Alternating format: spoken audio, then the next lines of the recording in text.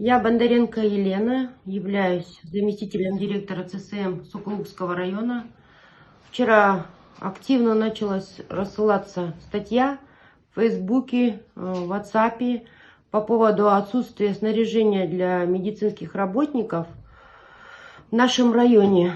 Данную статью опубликовала моя дочь Шамрай Виктория, основываясь на личных убеждениях, которые сложились в начале противоэпидемической работы в нашем районе.